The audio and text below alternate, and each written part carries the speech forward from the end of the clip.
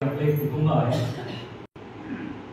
आणि म्हणून या कुटुंबाचे कुटुंब प्रमुख आदरणीय पवार साहेब, आपल्या आई, त्यांच्या सुवर्ण पत्नी आदरणीय मंदाताई पवार साहेब, विचारमंचवर उपस्थित असलेले महाविद्यालयाचे प्राचार्य सन्माननीय डॉक्टर बाबासाहेब क्षीरसागर सर, विचारमंचवर उपस्थित असलेले मुख्याध्यापक आदरणीय क्षीरसागर सर, गोपाले सर, उपस्थित असलेल्या मुख्याध्यापक विश्वकर्मा मॅम, ज्यांनी या कार्यक्रमाचं आयोजन आणि नियोजन करत आहेत ते IPCचे डायरेक्टर शेरकर सर, आणि या कुटुंबातले सर्व सदस्य, सर्व शिक्षक वृंद, प्राध्यापक हे सुद्धा शिक्षकच असतात, म्हणून सर्व शिक्षक वृंद, पवार साहेबांनी ज्या कष्टाने आणि ज्या परिश्रमाने ही संस्था उभी केलेली आहे, ही संस्था विस्तारित रूप धारण करत आहे आणि खूप मोठं काम या संस्थेचं आहे. त्यामुळेच सकाळ ग्रुप अंतर्गत आदरणीय पवार साहेब आणि आदरणीय पवार मॅडम यांचा यथोचित सत्कार छत्रपती संभाजीनगर या ठिकाणी झालेला आहे आणि तद्वतच कुटुंबातील सर्वांनी आपण पवार साहेबांचा आणि मॅडमचा सत्कार केलेला आहे. कस्तुरबा गांधी बालिका विद्यालयाचे मुख्याध्यापक मंडळी विश्वकर्मा मॅडम, यामागचं कारण हे आहे पवार साहेब, ज्यावेळेस मी नांदेडला एका कार्यक्रमाला होतो, पुस्तकाचं विमोचन होतं आणि तिथं अशोक राणा होते,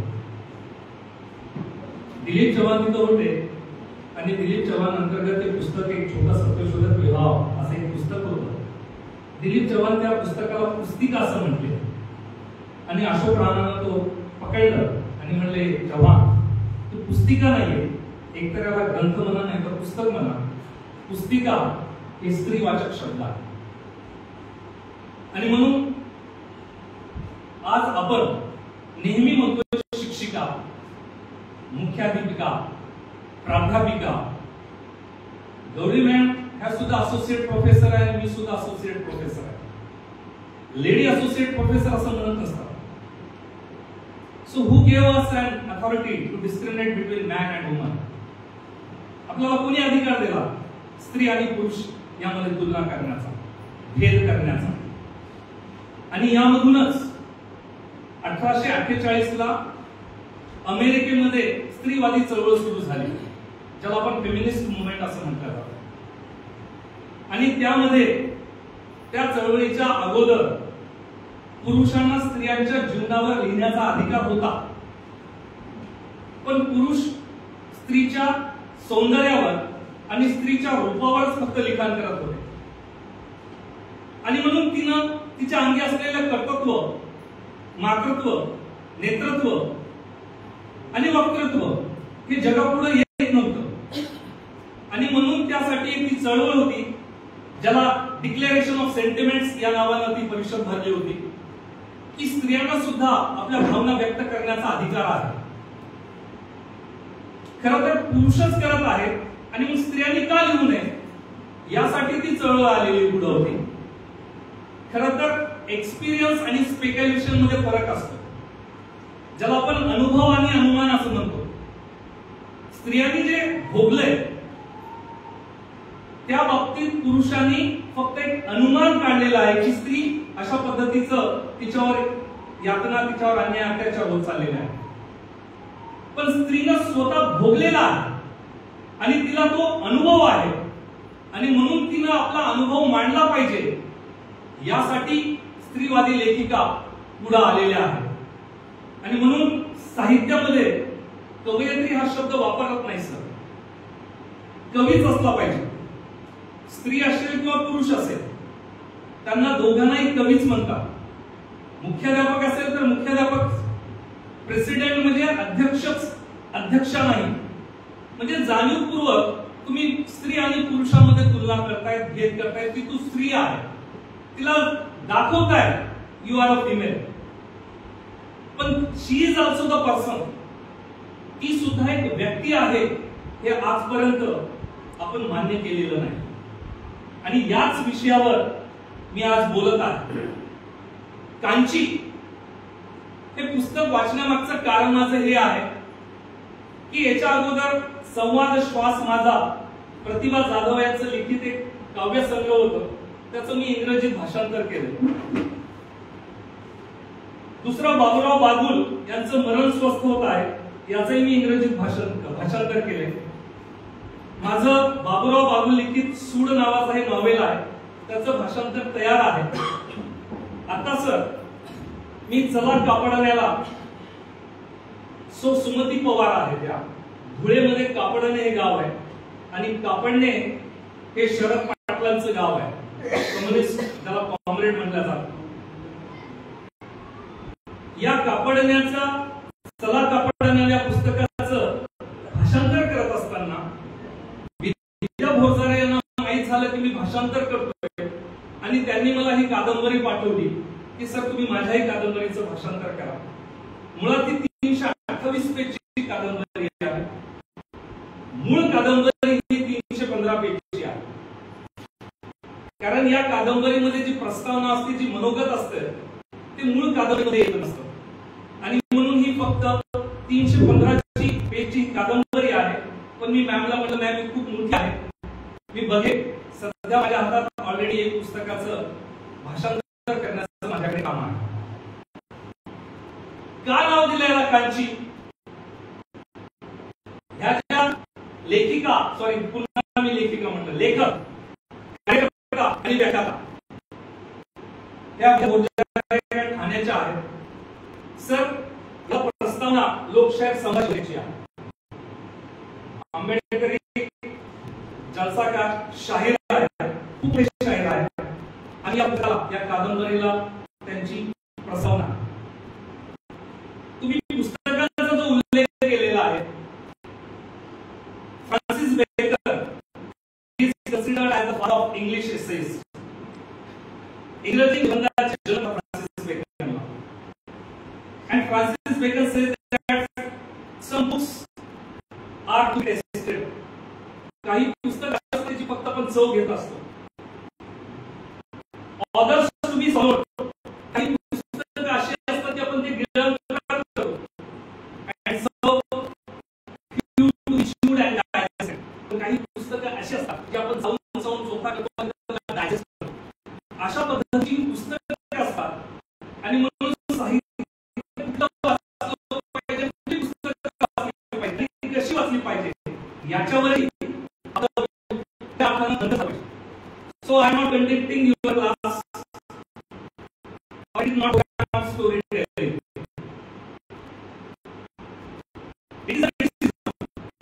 लेखकाने या पुस्तकाचा शिकून हा अगोदरच मांडलेला असतो. या पुस्तकाचा रिव्ह्यू करण्यावर पुनर्दृष्टी मांडली.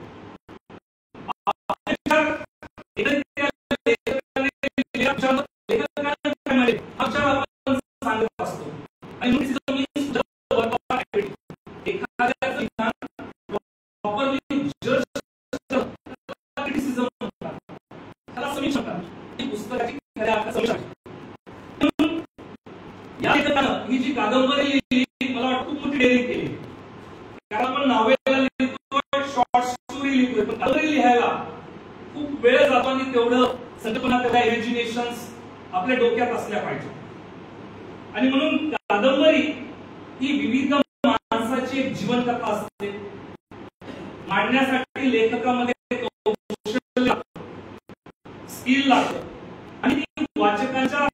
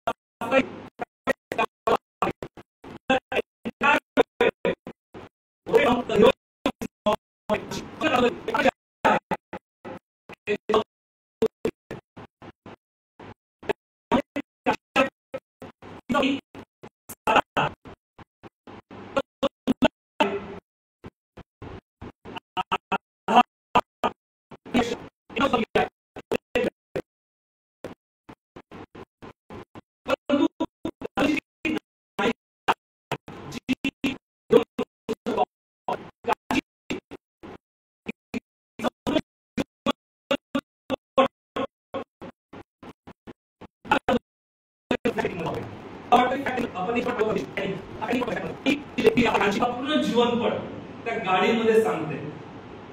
आणि म्हणून ही कांची जी आहे तिचं नाव ओरिजिनल कांचन कांती आहे. हिरोईनला लाजवेल अशा पद्धतीचं सौंदर्य आहे. ऐश्वर्या सुद्धा तिच्या पुढे पडेल.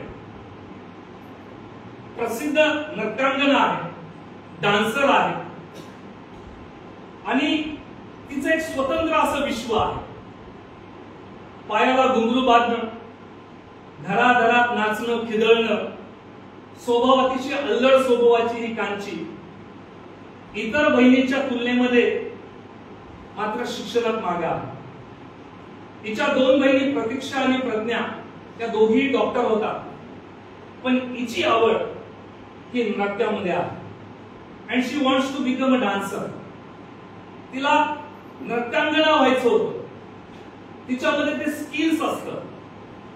पण कसं असतं आपल्या एक समाजाचं, आपल्या पालकांचं, एखाद्याचा मुलगा डॉक्टर झाला तर माझाही मुलगा डॉक्टरच झाला पाहिजे, एखाद्याचा इंजिनियर झाला तर माझाही मुलगा इंजिनियरच झाला पाहिजे, ही भावना आपल्यामध्ये असते.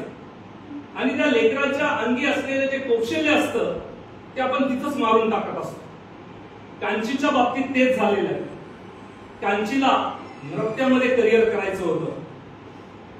आई वडिलांनी तिची जी प्रतिभा होती ती प्रतिभा तिची भरूच दिली नाही आणि कांची नापास झालीये म्हणून लागलीच तिचं लग्न करून देण्यात येतं.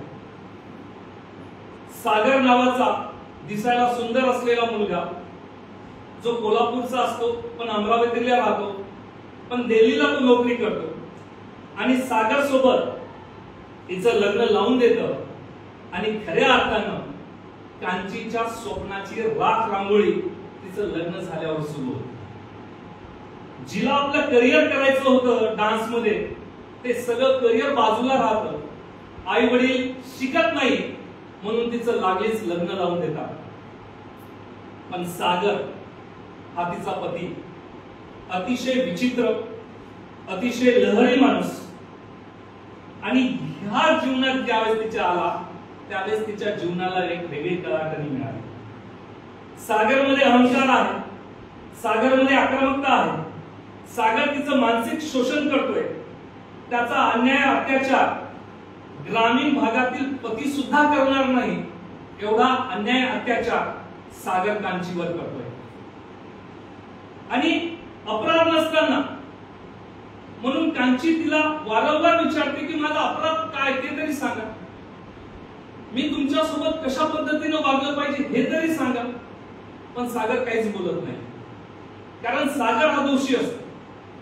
सागरकडे त्याच्याकडे कुठलेही उत्तर नाहीये आणि म्हणून या कादंबरीमध्ये एक सामाजिक संघर्ष आणि कांचीच्या जीवनाचा एक वैयक्तिक संघर्ष हा खूप मोठ्या प्रमाणात सांगितलेला आहे आणि खऱ्या अर्थानं भारताचा जर इतिहास तुम्ही पाहिला तर या भारताच्या इतिहासामध्ये स्त्रीचा इतिहास हा अतिशय शोकमय आहे आणि संघर्षमय आहे. खरं तर पती पत्नीचं नातं हे प्रेमावर डिपेंड असतं, मोकळेपणावर टिकून असतं, पण कांचीचं चित्र या ठिकाणी अतिशय वेगळं आहे. काही प्रसंग या कादंबरीमध्ये मी तुम्हाला सांगेन. तिचा पती एके दिवशी कांचीला रस्त्यावरच सोडून जातो. रिक्षाचे पैसे देतो आणि तो घरात सरळ निघून जातो. कांची रस्त्यावर आहे आणि कांचीला आजूबाजूचे जे गुंड आहेत रस्त्यावरचे ते गुंड तिच्या आजूबाजूला जमा होतात, त्रास देण्याचा प्रयत्न करतात. ज्या अर्थी आपण म्हणतो की समाजाच्या भावना कुठेतरी बोचड्या झालेल्या आहेत, पण याच समाजामध्ये काही चांगली माणसं सुद्धा असतात आणि चांगली माणसं त्या ठिकाणी कांचीचा त्या ठिकाणी सुरक्षा तिला प्रदान करतात आणि ती लोक तिथं आल्यानंतर ती गुंड तिथं निघून जातात आणि कांचीचा पती पुन्हा तिथं येतो आणि कांचीला निघून घेऊन जातो. खऱ्या अर्थानं ज्या स्त्रीवर आपण आज बोलतोय, वर्तमानपत्राचे सगळे पेजेस जरी आपण पाहिलेले आहेत तर दररोज स्त्रीवर अन्याय अत्याचार होत चाललेला आहे आणि म्हणून स्त्री आज रस्त्यावर आणि स्वतःच्या घरात सुद्धा सुरक्षित नाहीये. का नाहीये याचाही अभ्यास एक पुरुष मंडळी, एक पुरुष प्रधान संस्कृती म्हणून आपण केला पाहिजे. दुसरा एक प्रसंग सांगतोय. हॉस्पिटलमध्ये घरी जात असताना तिची छोटी रूपा आहे, रूपाला न्यूमोनिया होतो. रूपाला ऍडमिट केल्यानंतर तिची ट्रीटमेंट झाल्यानंतर घरी जायचं असतं, पण आता घरी जायला त्या ऑटोचं तिकीट हे 5 रुपये आणि बसचं तिकीट हे 2 रुपये. सागर तिच्यासोबत तिथं भांडणं करतोय. ती म्हणते चला आपल्याला लवकर घरी जायचंय, हिवाळा आहे, थंडी आहे, रूपाला न्यूमोनिया झालेला आहे आणि आपल्याला लवकरात लवकर घरी कसं पोहोचता येईल हे आपण पाहिलं पाहिजे. पण सागर तिला म्हणतो तू पागल आहेस का? ऑटोचं 5 रुपये तिकीट आहे, जिथं बसचं 2 रुपये तिकीट आहे, थांब इथेच थांब. आणि बस स्टँडवर सगळेजण थांबतात आणि त्या बसस्थानकामध्ये रात्र झाल्यानंतर कुठेही थांबायला जागा नाहीये. अशा परिस्थितीमध्ये कांची आपली छोटी मुलगी रूपा मांडीवर घेऊन तिथेच बसते. तिला झोप लागते आणि तिला त्या झोप लागल्यामध्ये तिथेच कांचीची जी मुलगी रूपा आहे ती आता थंडीमध्ये मरण पावते. हा तिच्या आयुष्यातली पहिली ट्रॅजेडी. अशा अनेक प्रसंग आहेत. माहेराला येते, माहेराला आल्यानंतर पुन्हा माहेरातल्या ज्या भाऊजया असतात, स्त्री ज्याला आपण म्हणतोय, तर तिला टोमणे मारतात. चांगल्या घरी दिले, माहेरात येऊन काय पडलीस तू, तुला नवरा नाही का? हगवणे प्रकरण माझे तुम्ही पाहिलेलं आहे. मला वाटतं सर, जोपर्यंत स्त्रीनं स्त्रीची मानसिकता किंवा तिच्या वेदना समजून नाही घेणार तोपर्यंत स्त्रीला खऱ्या अर्थानं स्वातंत्र्य मिळणार नाही. म्हणून हुंडा पद्धतीमध्ये ज्या स्त्रिया मारल्या चालल्या, ज्या स्त्रिया आत्महत्या करतायत, या मागे त्रास देणाऱ्या सुद्धा या स्त्रियाच आहेत. मग त्या ननंदा असतील, मग त्या सासू असतील, भाऊजया असतील. म्हणून स्त्रीनं स्त्रीला समजून घेणं खूप गरजेचं आहे. कांचीला घरी सुद्धा, माहेराला सुद्धा तिला समजून घेत नाही आणि पुढे कांचीला 2 जुळे होतात, मुलगा आणि मुलगे, जिला मी नाव सांगले आधार आणि अपेक्षा. घरातून निघण्यासाठी अनेकदा कांची पाऊल उचलते, पण आपली भारतीय ट्रेडिशन आहे, परंपरा आहे, दिल्या घरी सुखी राहा. या रूढी परंपरेच्या विचारसरणीमध्ये कांची आपल्या शोषणावर पांघरून घालते आणि आहे त्या परिस्थितीमध्ये कांची सर्व दुःख सहन करत असते. सागरशी संवाद ज्यावेळेस कांचीचा झालेला आहे त्यावेळेस अतिशय अंगावर काटा आणणारा प्रसंग आहे. कादंबरी वाचत असताना माझ्याही मनात येत होतं की मला 2 मुली आहेत आणि माझ्या मुलीच्या जीवनामध्ये जर असा सागर आला तर काय करायचं. आपण आपल्या मुलींना डॉक्टर करतोय, इंजिनियर करतोय, पण आपण ते परक्याचं धन म्हणतोय. आणि खरंच अर्थानं ते परक्याचं धन आहे. कारण समोरचा तिला मिळणारा हा पती कसा मिळेल ही आपण अपेक्षा करू शकत नाही. जर सागर मिळाला तर काय करायचं. आणि म्हणून सागराशी संवाद साधत असताना कांची कधी कधी ताकदवर सुद्धा होते. त्याला म्हणते, कुटुंबद्रोही माणसा, तुझा जन्म उदरातून झाला की आगीतून. अशा प्रकारे तीव्र शब्दात कांची त्या ठिकाणी संताप सुद्धा आपला व्यक्त करते आपल्या पतीच्या संदर्भामध्ये. 7 वर्षाची मुलगी अपेक्षा ज्यावेळेस एक बाहेरचा माणूस तिच्यावर अन्याय अत्याचार करत होता, करण्याचा प्रयत्न करू लागला, त्यावेळेस कांचीनं हत्यार उचललेला आहे. आणि म्हणून कांची हत्यार सुद्धा उचलू शकते असं वारंवार या कादंबरीमध्ये लेखकानं दाखवण्याचा प्रयत्न केलेला आहे. आणि म्हणून त्यांच्या दोघातला जो दीर्घ संवाद आहे, एखाद्या चित्रपटाला लाजवेल अशा पद्धतीचे संवाद लेखकाने या ठिकाणी मांडलेले आहेत. परंतु तिची जीवन जगण्याची उमेद एखाद्या भयंकर वादळात एखादा दिवा सुरक्षित राहावा असा संघर्षमय, ज्याला आपण तुफानातले दिवे म्हणतोय, तो तुफानातला दिवा मला वाटतं की ही कांची आहे. विल्यम शेक्सपियरनं सांगितले की नावामध्ये काय आहे, पण या स्टेटमेंट खाली सुद्धा विल्यम शेक्सपियरचंच नाव आहे. मी ज्या 2 मुलांचा उल्लेख केला कांचीच्या, आपण फार आवडीनं नावं ठेवतोय. काहीतरी या नावामुळे ती लेकरं त्या नावाचं म्हणजे आपल्या जीवनामध्ये आत्मसात करतील आणि त्या पद्धतीने वागण्याचा प्रयत्न करतील. मुलगा आधार, खऱ्या अर्थानं तो कांचीचा आधार व्हायला पाहिजे. बाप आपल्या आईसोबत असं वागत असताना मुलगा डॉक्टर होतो आणि अमेरिकेत निघून जातो. आधारचा कांचीला कधीही फोन येत नाही. दुसरी मुलगी जिचं नाव आहे अपेक्षा, जिच्याकडून कांचीला खूप मोठ्या अपेक्षा होत्या, पण एके दिवशी अपेक्षा रात्रभर घरी येत नाही. आई म्हणणारी कांची रात्रभर जागृत करते की माझी मुलगी महाविद्यालयात गेली आणि आणखीनही घरी आलेली नाही. काय वाटत असेल एका स्त्रीला, एका आईला. रात्रभर वाट पाहिल्यानंतर सकाळी अपेक्षा दारामध्ये नवीन नवरीच्या रूपामध्ये, जिची रात्रभर वाट पाहिली ती लग्न करून दारात उभी आहे. आणि म्हणून कांचीचं संपूर्ण आयुष्य एक दुःखाची मालिका आपल्या पुढे वाटते. कांचीनं अनेकदा आत्महत्या करण्याचा प्रयत्न केलेला आहे. आरशामध्ये तिचा स्वतःचा डायलॉग असेल, विहिरीतलं तिचं प्रतिबिंब, हे सगळे चेहरे तिच्या भोवती फिरतात. आवाज तिच्या मनामध्ये ध्वनित होतो, तू गुलाम आहेस, लाचार आहेस, जागी हो, स्वयंदीप प्रमाणे स्वतःला प्रवासाला लाग. हे कांचीची जी प्रतिमा आहे, हे तिचे विचार आहेत, ते 283 पेजवर आहेत. आपल्याला जर वाचायचे असतील तर हे सगळं लेखकानं फार सुंदररीत्याने मांडलेलं आहे. म्हणून हृदयस्पर्शी विश्लेषण आहे. अंधश्रद्धा, जाती धर्म पाळणारे अविवेकी लोक, स्त्री पुरुष नाते कसं असलं पाहिजे, स्वाभिमानाची लढाई कशी असली पाहिजे, वृद्धाश्रमातील जीवन कसं असलं पाहिजे, महिला आश्रमातील जीवन, सुख दुःख, प्रेमात असलेली फसवणूक, आक्रोश, करुणा, प्रेम, माणुसकी, विज्ञानवादी दृष्टिकोन, हे सगळ्याच्या सगळ्या बाबी कांची या कादंबरीमध्ये लेखकाने सुंदर असं मांडलेलं आहे. आणि म्हणून मला वाटतं की या कांचीचं जे जीवन होतं तसं सागरचं सुद्धा होतं. सागरला पश्चाताप होतो. सागर विचारतो की मला 2 मुलं असताना, कांची सुंदर पत्नी असताना सगळेजण वेगवेगळ्या दिशेने गेले. माझ्या घराचं काय, माझ्या आयुष्याचं काय, हे घर काय कामाचं. स्वतःच्या अंगाला इजा करतो तो आणि तिचा शोध घेत असतो. कांची त्यावेळेस घर सोडून गेलेली असते. कधी कधी काय असतं की आपण माणसापेक्षा पैशाला जास्त महत्व देत असतो. आणि यातला सागर हा त्याच प्रकारचा पात्र आहे किंवा व्यक्ती आहे. एकदा रूपाला एक नवीन फ्रॉक घ्यायचा असतो, एकच फ्रॉक असतो.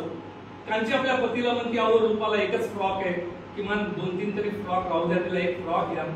त्यावेळेस तो पैशाचा विचार करतो. समोर साडी लटकलेली असते, ती म्हणते मला साडी तरी घ्या, घरात एक साडी आणि बाहेर एकच साडी आहे. त्यावेळेसही तो तिला म्हणतो, तुला कुठं फिरायचंय. त्यावेळेस त्या दुकानाचा मालक सुद्धा परेशान होतो. माणूस तो मोठा चांगला दिसतोय आणि आपल्या पत्नीविषयी असे याचे विचार आहेत. म्हणून जीवनात जगण्याचं तत्व खऱ्या अर्थानं मला वाटतं की जिथे पैसा असतो तिथे माणुसकी नसते आणि जिथे माणुसकी असते तिथे पैसा नसतो. एक शायर खूप छान म्हणाला होता, कमालो चाहे हिरे मोती लेकिन कफन में जेब नहीं होता. आपण खूप काही संपत्ती कमवतोय, सगळ्या काही गोष्टी करतोय, पण आपली जी जवळची माणसं असतात ती कुठेतरी पैशामुळं दूर गेलेली असतात आणि हे नाते कुठेतरी तुटलेली असतात. याचाही विचार या कांची या कादंबरीच्या मध्ये आलेला आहे. म्हणून बुद्धांच्या विचारांचा प्रभाव. एक दिवस कांची कन्क्लूड कडे येतोय मी. एक दिवस कांची धम्म परिषदेला जाते. तिथे ती प्रमुख मार्गदर्शक म्हणून असते. क्लायमॅक्स बघा आणि कसं वेगवेगळे एक्सपेक्टेशन्स आपण जे विचार करतो त्याच्यापेक्षा वेगळं असतं. ज्यावेळेस ती धम्म परिषदेला कांची जाते त्यावेळेस तिला सागर भेटतो.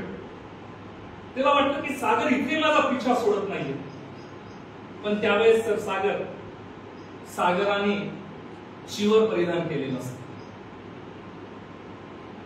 सागर संपूर्ण संपत्ती समाजासाठी दान करतोय, कारण त्याच्या जीवनामध्ये कांची नाही आणि मुलं सुद्धा राहिलेले नाहीये आणि तो बौद्ध भिक्षू बनतो.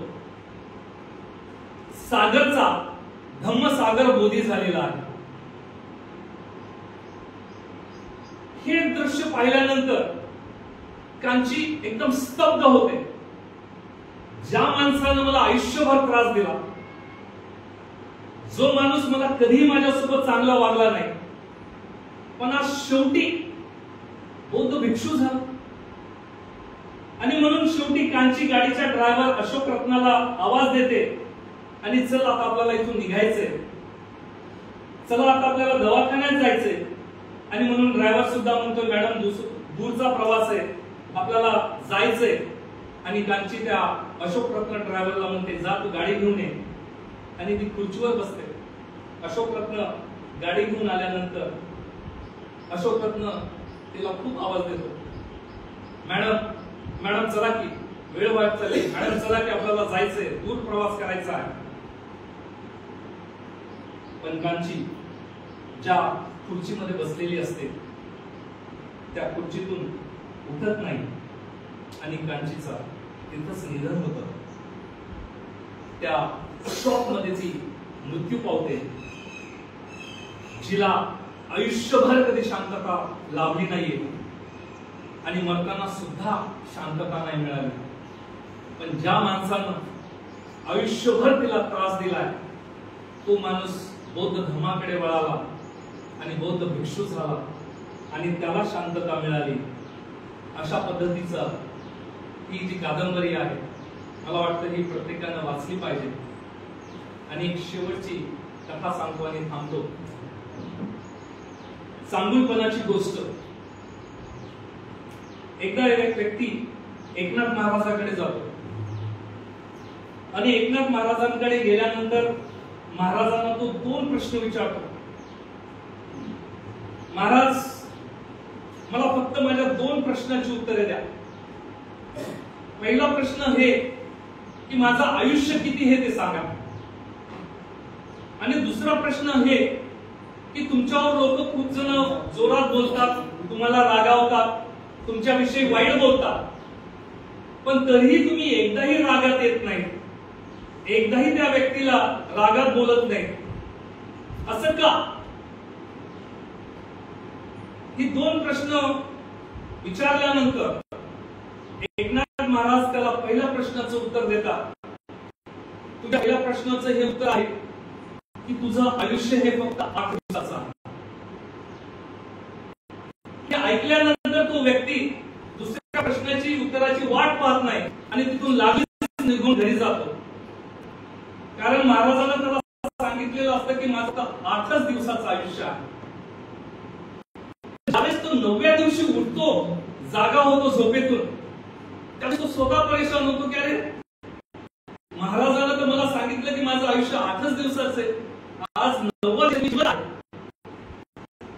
खूप आनंद होतो आणि आनंदाने तो पुन्हा एकनाथ महाराजांकडे जातो. महाराज तुम्ही तर सांगितलं होतं माझं आयुष्य हे फक्त 8 दिवसाचं आहे, मी तर जिवंत आहे, असं कसं काय? महाराज त्याला विचारतात, तू या 8 दिवसात काय केलं सांग म्हणे. काही नाही महाराज, मी नेहमी मारतो, या 8 दिवसात कधीच लागलं नाही म्हणलं. माझी लेकरं कोणत्या वर्गात आहे त्याचा अभ्यास काय मला काहीच माहिती नव्हतं म्हणला. मी 8 दिवसात लेकराचा अभ्यास घ्यायला लागलो, त्या शिक्षकाला विचारलं विषय. माझ्या भावासोबत म्हणला माझा थोडासा जमिनीच्या तुकड्यासाठी भांडण होतं म्हणला. मी विचार केला 8 दिवसाचा आपला विषय कशाला भांडण करायचे भावासोबत, मी त्याला तो जमिनीचा तुकडा देऊन टाका म्हणला. आणि अशा पद्धतीचं सुंदर आयुष्य, आनंदानं आयुष्य मी जगू लागलो म्हणून. मग एकनाथ महाराज म्हणतात, तुझ्या दुसऱ्या प्रश्नाचं हेच उत्तर आहे की मी प्रत्येक वेळेस माझं आयुष्य हे फक्त 8 दिवसाचं आयुष्य उरलं असं म्हणून मी माझं जीवन जगतो. ही आहे खऱ्या अर्थानं जीवनाची गोष्ट, आणि ती जीवनाची बाब आपण प्रत्येकाने लक्षात घेतली पाहिजे. हीच विनंती मी आपल्या सर्वांपुढे करतो आणि पुनश्च आपल्या सर्वांचे या ठिकाणी